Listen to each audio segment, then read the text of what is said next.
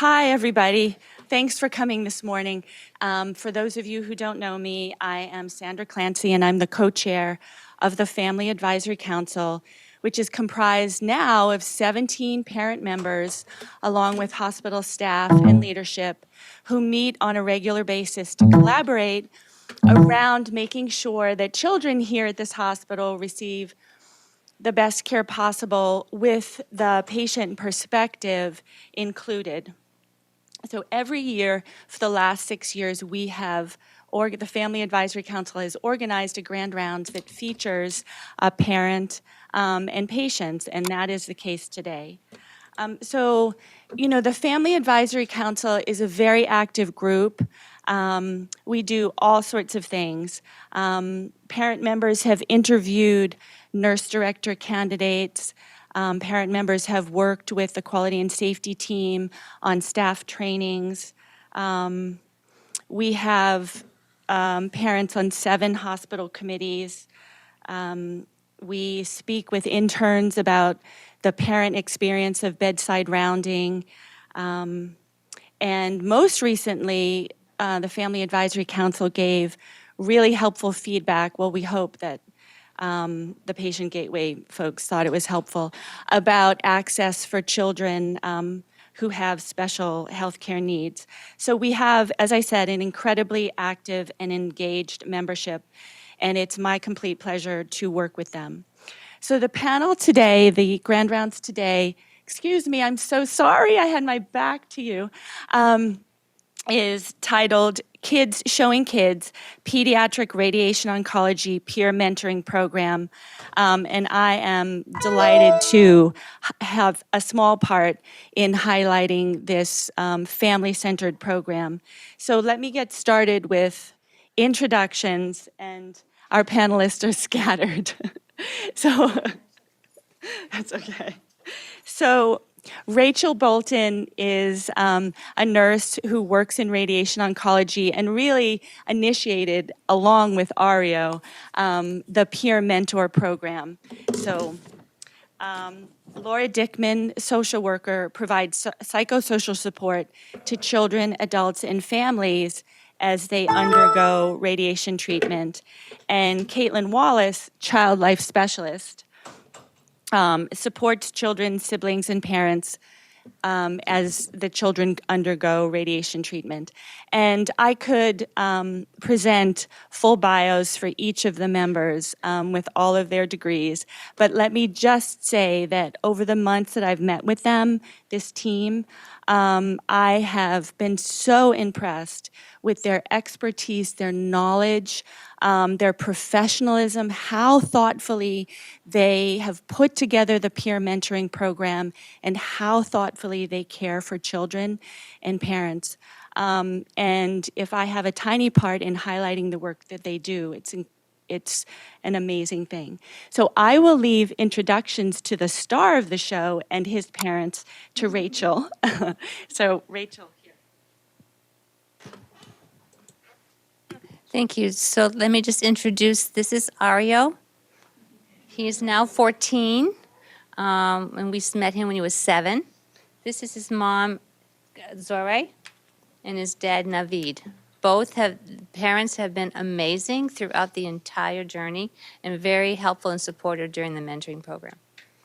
And you will hear more from Ario later. The Proton Center at Mass General Hospital treated its first patient back in 2001. Since then, it has treated 10,000 patients. The number of children treated has increased exponentially since then.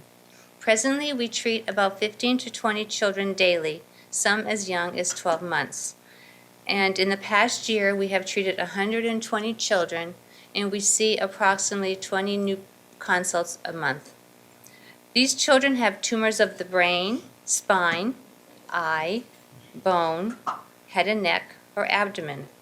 Families come to Mass General Proton Center from around the country and the world because it has the longest standing radiation therapy program with pediatric expertise. Radiation therapy requires that children lie still on a table in a room resembling a spaceship. A specially fitted mask or other immobilization device secures the child to the table to assure they remain still. Many children require anesthesia to assure precise treatment delivery. Generally, children 6 years and younger require daily anesthesia, and depending upon the type of treatment given, some children younger than 9 will require anesthesia. The number of treatments these children receive varies from 24 to 30 treatments every day, Monday through Friday. This is daunting for parents to comprehend, and many have concerns about the long-term side effects of daily anesthesia. Could some of these children be shown how to accept the treatment without anesthesia? Factors influencing the decision and/or the ability to do so will include the child's age, the anxiety level, the location of the tumor, the length of treatment, and any comorbidities. More children may be able to have treatment without anesthesia if age-appropriate support interventions are implemented. Caitlin and Laura will explore these shortly. Our mentoring story started in 2010. Ario was a 7-year-old boy who was diagnosed with a brain tumor. As I visited with Ario and his parents while he was in the hospital, we talked about his diagnosis and the treatment that he was to receive. He shared with me what he wanted, or should I say, didn't want during his treatment. He stated, "I do not want pokes, and I don't want to go to sleep. No anesthesia." He wanted to continue attending school during his treatments. He clearly had been very attentive during our conversation. I told him that we could work together to make that happen. Enlisting the help of our radiation therapist and the mold room tech, we worked on a plan on how to mentor Ario. The plan was reviewed with Ario and his family, and they were all on board. Each step of the way, from the making of the immobilization mask to going into the treatment room and getting positioned onto the table and observing how the equipment would move while undergoing treatment, Ario was terrific. His parents were extremely supportive, and as you can see, Naveed captured these moments beautifully. Ario was able to complete his treatment without anesthesia. After the success of mentoring Ario, a discussion of the mentoring program was incorporated into the information that we provide our families at the initial consult, if applicable. Prior to the arrival for the initial consult, parents view an instructional video about the proton therapy procedure. Upon arrival to the Proton Center, the family will meet with the care team to discuss the treatment plan, at which time the mentoring program can be introduced. Parents and children who choose to participate in the program will be introduced by a team member to a child who is currently on treatment or has completed treatment without anesthesia. The mentor can be of any age. When possible, there is an informal meet and greet. Over the next few days, with the assistance of the mold room tech, radiation therapist, and care team member, the mentor will demonstrate how to lie still for the fabrication of the mask and treatment. The mentor and parents can answer any questions asked by the mentee and the parents. The mentor then supports the mentee during the making of his own mask and his practice. Since the inception of the mentoring program, there have been 75 children who have participated. Of those children, 7 of them were mentored by Ario. In gratitude to Ario for his dedication to helping these children, he was nominated for the 100 and was recognized as an honoree, an honor well deserved. Thank you. Before we get to the main attraction, which we know is certainly not our care team, I'm going to talk a little bit about the collaboration with parents and caregivers. And I want to say, too, that during this presentation, we're mostly going to be using the term parents, but we want to acknowledge that not every child's primary caregiver is a parent. So we ask you just to keep in mind that as we say parents, we're really talking about primary caregivers. So first and foremost, I think it's important that everyone knows we really view the parents as essential members of our medical team. While our physicians and our nurses and our other medical team members have expertise in medical treatment and child development, it's the parents who are really the experts on their kids.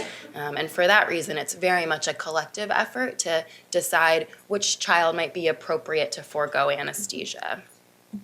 And there are a lot of ingredients that go into the mentoring recipe. We're taking a lot of factors into account and we're assessing different things along the way. Our intake staff is often the first person to have contact with the parents, and they typically will ask if a child has done scans in the past and whether they did them without anesthesia. And then, as Rachel mentioned, when families come for their new patient visits in radiation oncology, they meet with many members of our medical team, and that includes child life and social work. And it's during that time that we learn from caregivers whether they feel like their child would be able to lay still without anesthesia for the duration of the treatment. But we're also learning how they're talking with their child about illness and treatment, what language specifically they're using, and also sort of how they've approached new procedures with their child.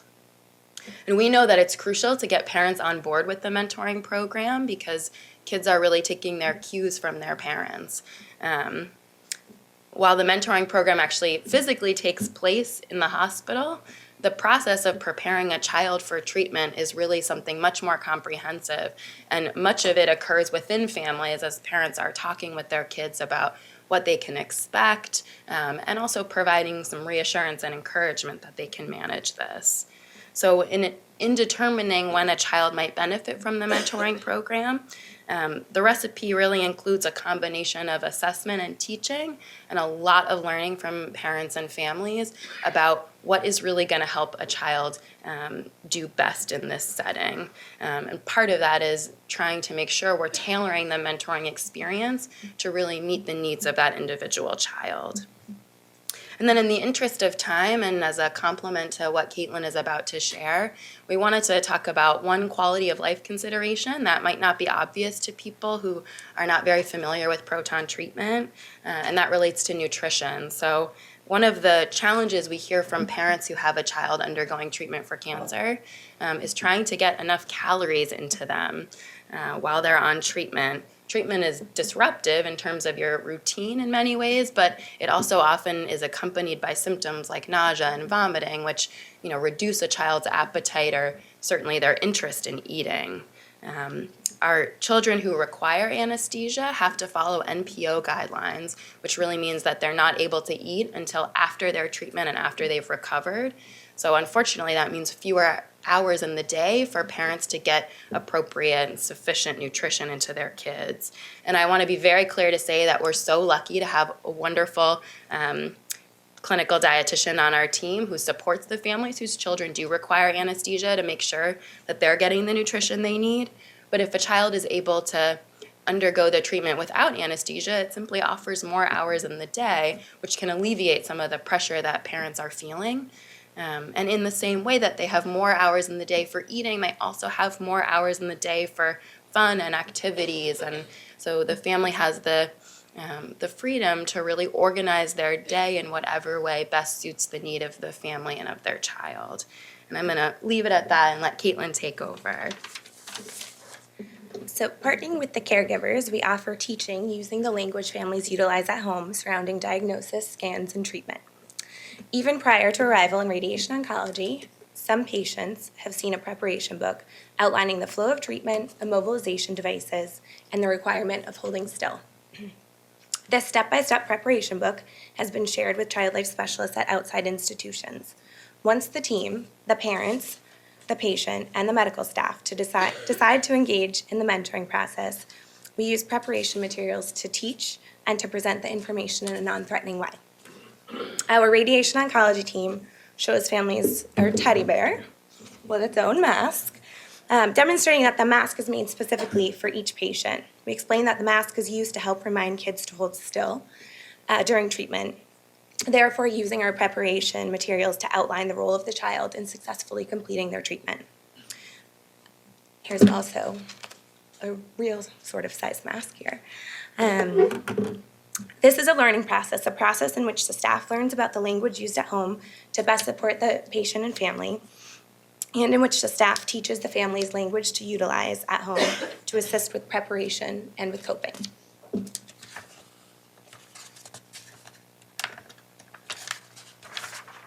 Rachel previously outlined the general flow of the mentoring process. For the most part, we are fortunate to have the benefit of time on our side. This allows us the opportunity to approach mentoring at the speed with which the child is ready. We often begin talking about the mentoring process a couple days before we would have the mentee observe the mentor.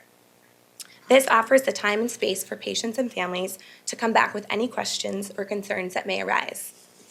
One of the most important ideals we communicate to the family is that there are no failures in the mentoring process. We can practice numerous times to increase comfortability and self-confidence. Additionally, we recommend patients and parents practice lying still at home in a more comfortable and a less scary environment. We don't actually have the parents practice, but sometimes they do. We communicate with the families that we can trial treatment without anesthesia while offering anesthesia as a backup plan. Jointly with the family, we can ultimately decide whether it is best to proceed with or without anesthesia. The mentoring process is more than just a process for kids to complete treatment without anesthesia. It is an opportunity to learn something about oneself, to challenge oneself when things become uncomfortable, and to advocate for which plan will be most successful to complete treatment. Between nursing and child life, one of the staff members accompanies the child during the first treatment. Staff is then available to provide reminders to hold still, to offer positive reinforcement, to support coping strategies, and to communicate the duration of the treatment. Staff remains available to support the child during treatments until he or she is confident and comfortable with the radiation therapist treatment team. Our radiation therapists are amazing. They provide a fun and welcoming environment, continuous positive praise, and daily step-by-step instructions. To assist with coping and compliance, patients can choose to listen to music, audiobooks, YouTube, meditation, jokes, or imagery as a distraction. Basically anything that you could listen to is on the table. So some of our pediatric patients also choose to bring a stuffed animal or other comfort item to hold during treatment. And although we've outlined the process, it is important to note that the mentoring journey is a very individualized experience that is tailored to each patient. We have patients who have been mentored by staff rather than another pediatric patient, patients who have chosen to partake in the process while not choosing to act as a mentor, and patients who have mentored numerous other pediatric patients. As Laura mentioned, the improvement in the quality of life is felt by the entire family. Not only are the caregivers able to focus on their role as parents, but the family has more time to engage in fun and normal activities.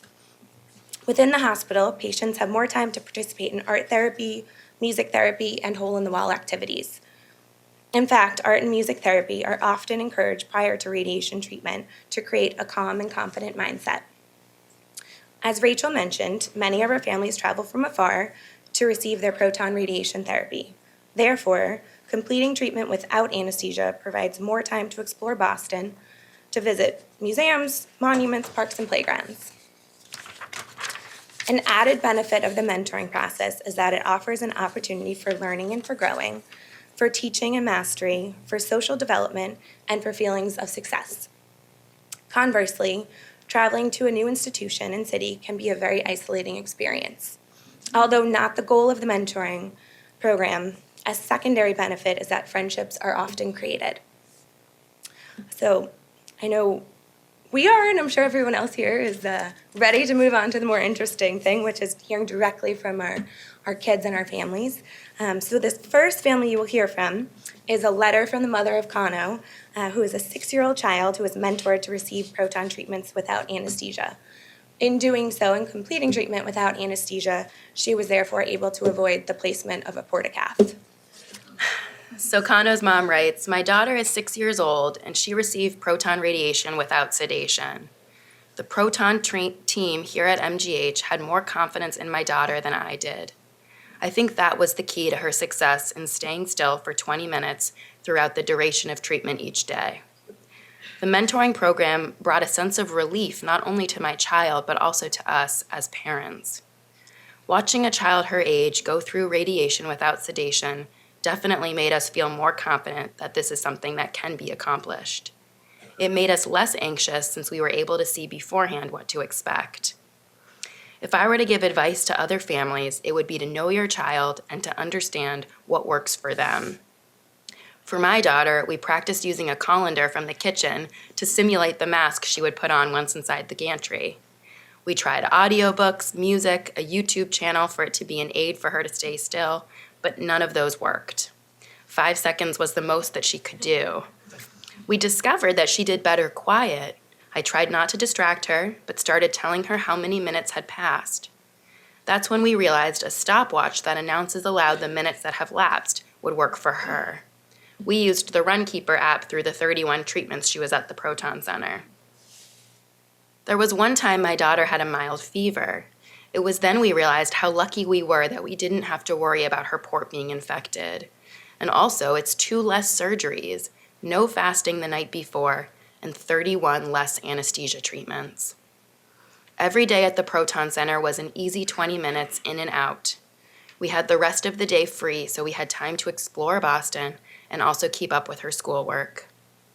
There is so much more that we have to deal with outside of the hospital and after the completion of Proton, such as our daughter going back to school, our family keeping up financially, dealing with the uncertainties and any grieving that my child goes through. Nothing has come easily. The mentoring program is only a segment of what we go through in our cancer journey, but the experience at MGH has worked so well with my daughter that we could check it off as one less thing to worry about. There has not been any place my daughter was able to shine since we found out about her cancer. Having a chance to mentor other kids was the first time for her to stand out since her diagnosis. Everybody at the Proton Center, the front desk staff, child life, social work, the doctors, the nurses, the radiation therapists, art and music therapists, and all the volunteers that come to the hospital have played a big role in making my child feel like a superstar. The amount of support that we had at MGH was truly amazing. My daughter has taken her mentoring and Proton experience, and she was able to do an MRI without sedation back home. The experience of the mentoring program does not stop there. She also has the desire to continue to help others. And this 6-year-old said, "I'll be back to Boston for college."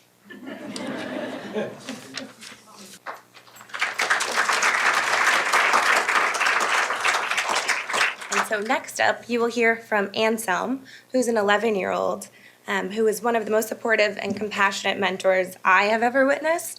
Additionally, you will hear from his mother about the benefits Anselm experienced during his tenure in the Proton Center. And before the video, I just have a couple pictures of him. So this is him completing treatment and walking out of the treatment room. We have a celebratory graduation bell that a lot of families will ring as well. So this is him with some of the treatment team, one of the music therapists, radiation oncologist, Rachel, and his family. And then this is his radiation oncologist, Dr. Shannon McDonald.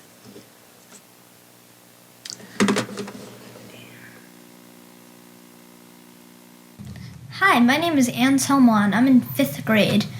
I'm 11 years old. I really like sloths and music.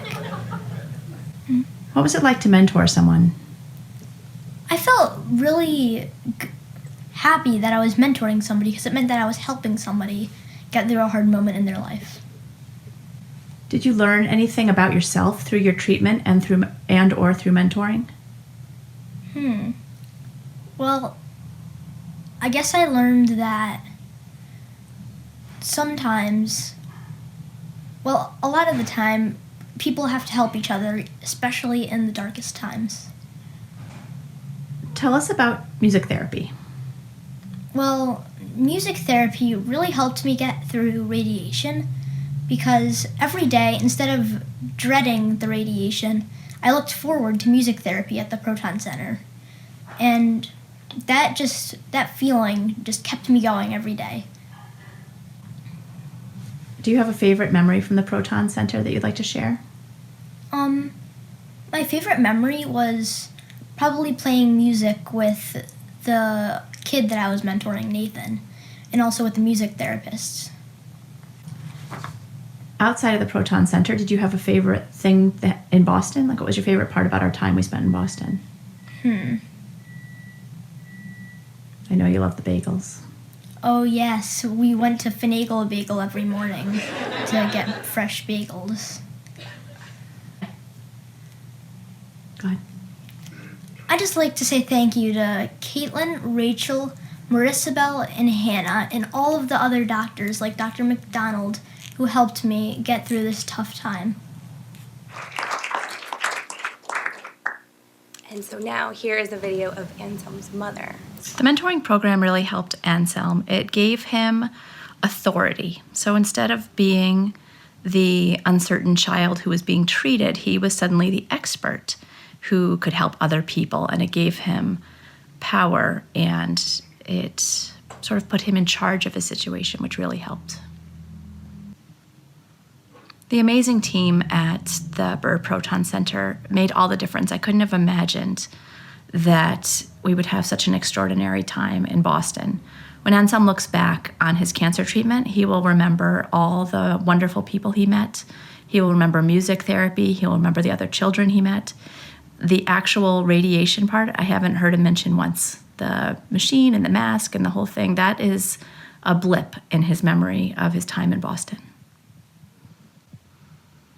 During our time in Boston, Anselm was pretty tired, so we didn't do a whole lot, but we did go to the Science Center. We had a wonderful visit over there. We went on a duck tour. We went to get bagels. We mostly walked around the Proton Center area. We stayed at Christopher's Haven, which was an incredible resource for us. It was so incredibly helpful to have somewhere we could stay and cook and eat in. Just thank you to everybody for all the tremendous support. Caitlin and Rachel and Dr. McDonald and everyone who just was above and beyond what we ever could have imagined. I encourage other families to participate in the mentor program as well. It gives the children authority, it gives them the seniority, and then they aren't afraid anymore, then they're the teachers, and it makes it more fun and interesting. Anselm would have mentored anybody. He loved it. He loved working with Nathan, but he would have loved the chance to mentor other kids too. It made him feel like a grown-up, like a big kid, and it was a wonderful opportunity, and I'm thankful that you guys let him do that. And this is just a picture of Anselm and the patient he mentored, who is Nathan, who was mentioned in the video. And towards the end of treatment, they wanted to a concert. In our waiting room, they created a band and put on a show for all of the families that were there. Ario and his family have created a legacy in our clinic through this incredibly valuable program, and we are grateful to them both for their involvement and for being here with us today to share about their experience with the program they inspired. So now let me introduce to you Ario, Naveed, and Zore. I just want to start this off by saying that I wouldn't have been able to do this without everyone that works here, so thank you to you all. I started radiation when I was 7, and then I had to do it again when I was 11 and 14. And so my first one was at 7. So I didn't want to do radiation with anesthesia because I had done it. I've used anesthesia before, and it just, when it goes in, it just feels weird to me. So I didn't really like it. So when I said that, so treatment without anesthesia was not overwhelming. So the radiation center has changed a lot in my 3 times of going there. But the first time, people said that it might be overwhelming, but like my parents just told me it's like a spaceship because I was into Star Wars. So I just thought it was a spaceship and you go in and then you come out. Yeah. So it wasn't overwhelming. And I wanted to make that clear in the mentoring that it was just a spaceship, basically. And for the mask, I feel like it was always weird to me, even at 14. I've done it like many times. It's a weird feeling, but it feels good, so I liked it.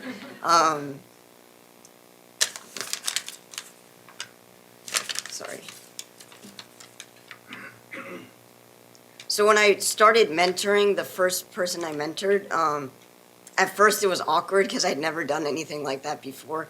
But after talking to them for even just 5 minutes, you get to know them really well, and you realize that they're basically in the same situation as you. So it became like you felt good about yourself when, or I felt good about myself when, after mentoring them and it was successful. And then realizing how much it impacted and grew was just amazing. So I'm still like amazed how much it's growing.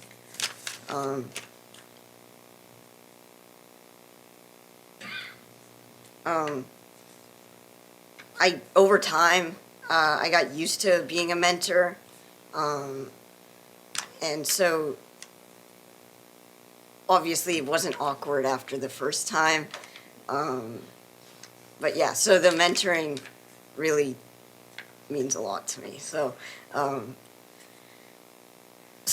going back to the radiation without sleeping or anesthesia, it really helped me because I wanted to keep doing my daily activities like going to school and playing with my friends, and doing that was, I don't know how I would do I mean, obviously I do know how I could do radiation with anesthesia, but like it would be so different for me, and like I don't know, it's just mind-blowing to me.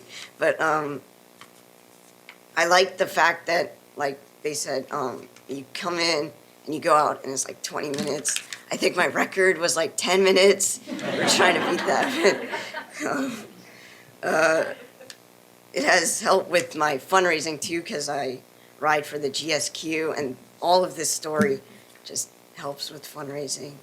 So I'm really happy that I'm making an impact to help other kids, and it's still going to this day from 2010. And in the long run, I don't think we need anesthesia for radiation or MRIs. I think we can do it without that. So thank you. So good morning. That's a tough act to follow. I do want to say thank you to the team. I remember one of the first times that Aryo had his treatment at the Proton Center. He came out and said, "Mom, guess what I found under my pillow in the gantry? A Mars chocolate bar." I did take a trip up to space and came back. So I think I'm going to just kind of talk about 3 points here: the patient-centric, the qualitative, the quantitative aspects of treatment. Today, the experience that Aryo has had is priceless.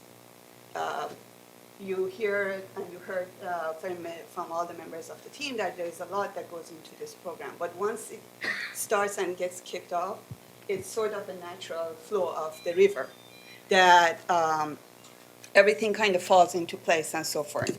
So one of the things that I want you to think about as you think about taking this model and transferring it to other departments and in different versions and sorts, it is worth all the qualitative, quantitative measures from a parent point of view. So going back to the main point, many mentioned the patient-centric aspect of this. And my mother is here today with us. One of the things that she taught me is to respect your family member as a patient, to have empathy. And that's what the team has done here. And we heard from many of the mothers and the patients that giving the control, giving the chance, giving the opportunity to the 7-year-old, the 6-year-old. And none of us would want to lose control of our health and being and what's happening to us. So the mentorship program allows the kids to be in charge, to be the expert, to know what's coming up and be less nervous as they go through treatment. And as Aryo and many others mentioned, it can branch off from proton radiation to MRIs and so forth. So the other side of this is also the quantitative part of it, from a time and effort, not only from for you as a patient, but us as the parents, and also the medical team member that can, all the doctors and staffs and nurses and so forth, that can attend to more patients and be able to kind of create this home away from home. And Ari mentions that also sometimes it's like, well, I miss going to the radiation center. Why don't we go there again? So it's more than just being a medical center. It's more than a care or treatment center. It's that environment that is amazing for children. We have also branched out and gone to other centers, but there's nothing like that experience where the child comes in and they feel at home, that they have that synergy, that they don't even have, he didn't even want to hold my hand. He would just run away and go with, Rachel or one of the team members to receive his treatment. So that is a great deal, I think, in terms of the quantitative, the qualitative measures. And with that, I do want to encourage every one of you to please consider, either in a larger or a smaller scale, whatever that you can do to take away some of this and take it into your departments. It can transfer, it's a transferable skill for a child with a little bit of encouragement, as we heard. It can be transferred to the MRIs. He does his 2-hour MRIs now without sedation. And it's great because he will come in the morning, in the afternoon, he's at school. So thank you all. And with that, I pass it to my husband, Naveed. Good morning, everybody, and thank you so much for being here this morning. First of all, I want to say something to you that you may have heard a lot of times, but it's good if you hear it from patients. MGH is a fantastic organization. If you work here, you may not realize it because it's work, but it's a lot more than that. When Ari was diagnosed first, we were at a different hospital. They asked us, where do you want us to send him? We cannot treat him here. And we said, because of some experience that we had on people we knew, we said we want to go to MGH. And it was the best decision we ever made. And sometimes people say, why MGH? Why not Children's Hospital? And we have come to realize that children are being treated here as kings and queens. They're beyond a patient. And care is not only what you get from your doctors and your nurses. It starts at the door with the valet.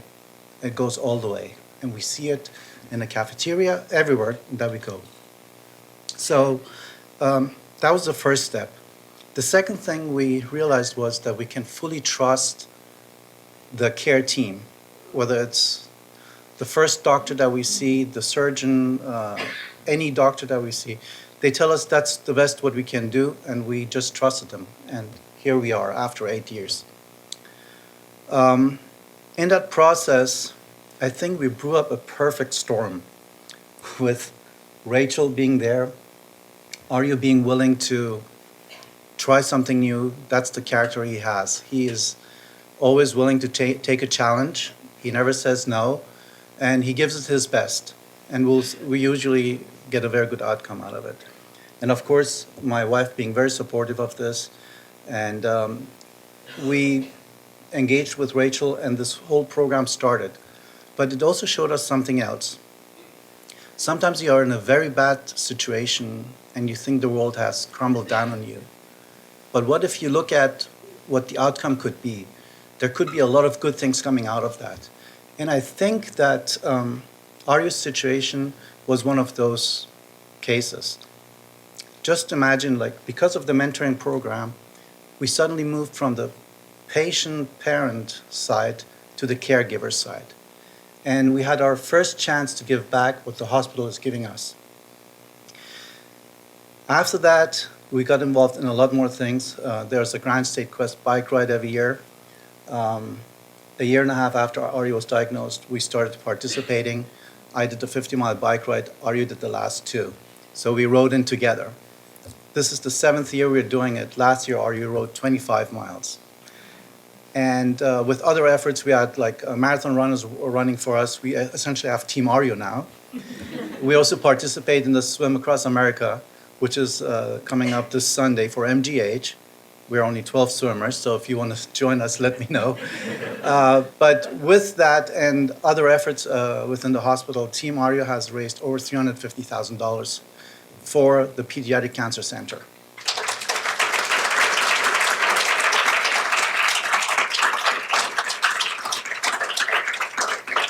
This is not to brag what has been done.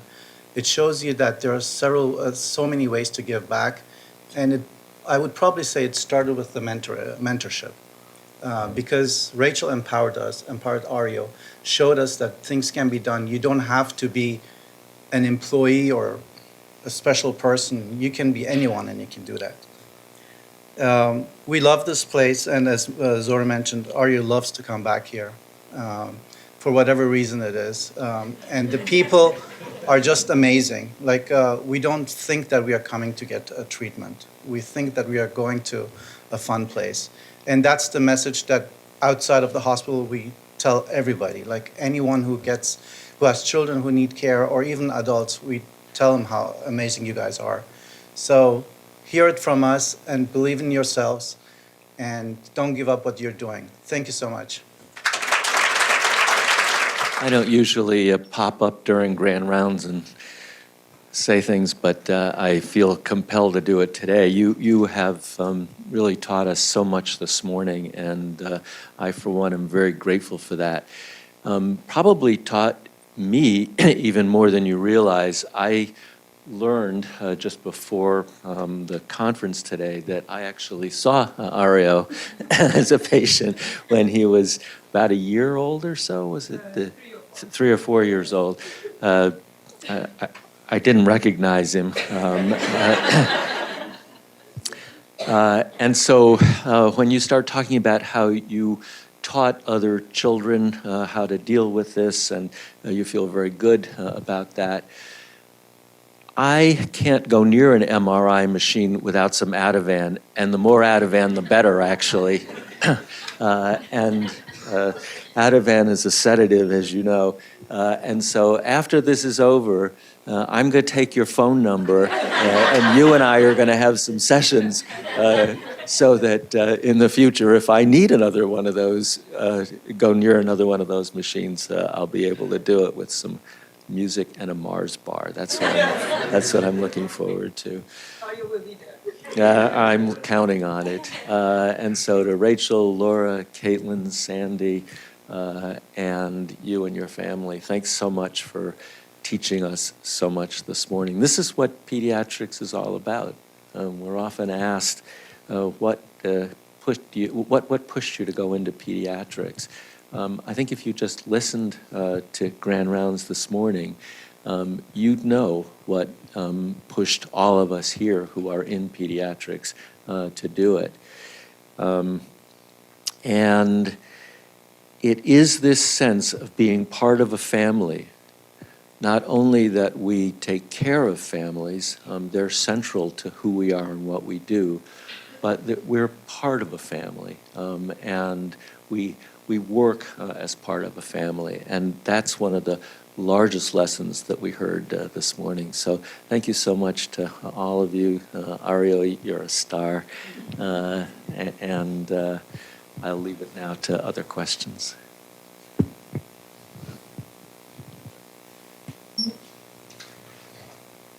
Also just going to move through some more photos that we got caught up in talking and didn't show you. We have Ario now. Some current. Not as good as in person, but some more pictures too. So this is Ario making his mask this last time.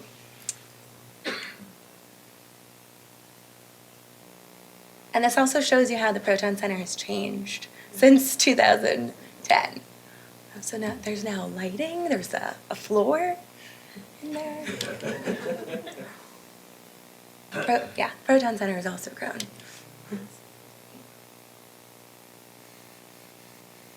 Okay, that's it. Thank you. Ario, I'm wondering when you mentor other children, what are the sorts of questions that they ask you? What's on their minds?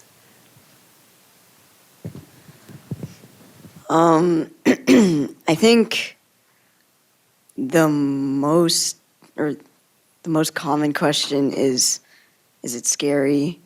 Obviously, no, it's not. I've also just common questions from the person I mentor and people who just ask me from outside are that, does it hurt? No. A lot of the question I can remember the most, because it's just so crazy to me, and I get it a lot, and I don't know why, is does the needle go through your head? And it's just, no, I just lay there for like 20 minutes, that's it. But, so, yeah.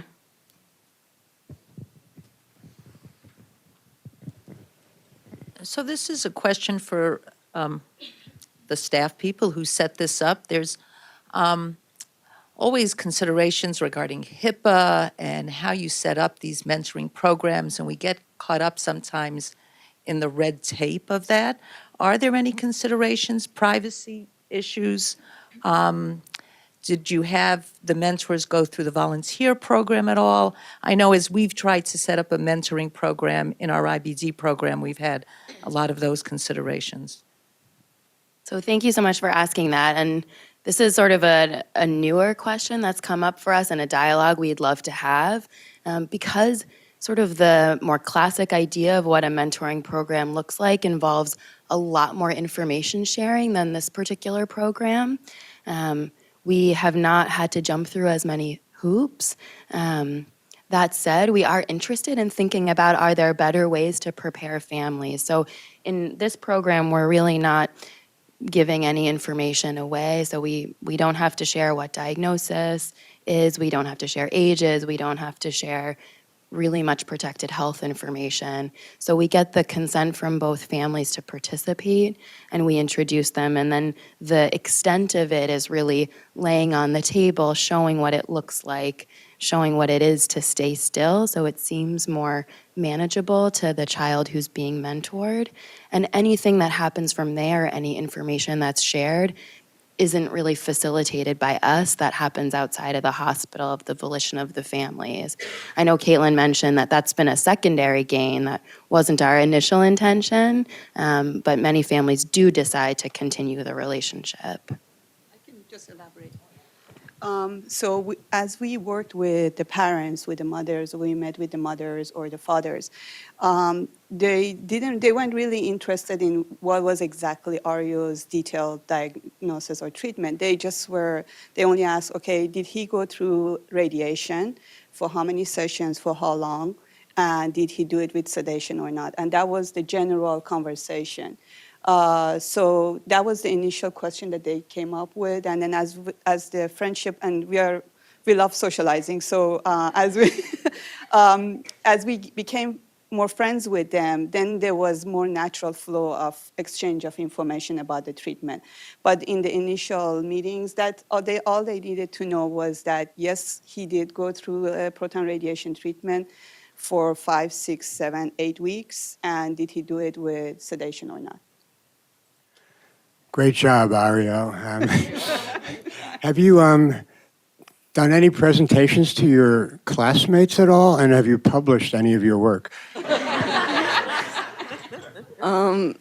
In 2010, my first radiation, I did talk about it with, I'm pretty sure it was my grade, not my school. That was too big. But after that, in middle school, it kind of became known that I was doing this because I had a surgery in middle school. So in high school, I haven't really talked about it much.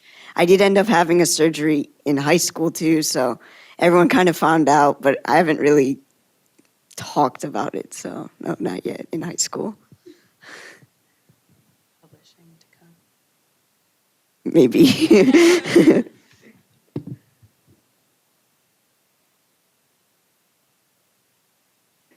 All right, we'll wrap up. Thank you so much to everyone who organized this and to Sandy.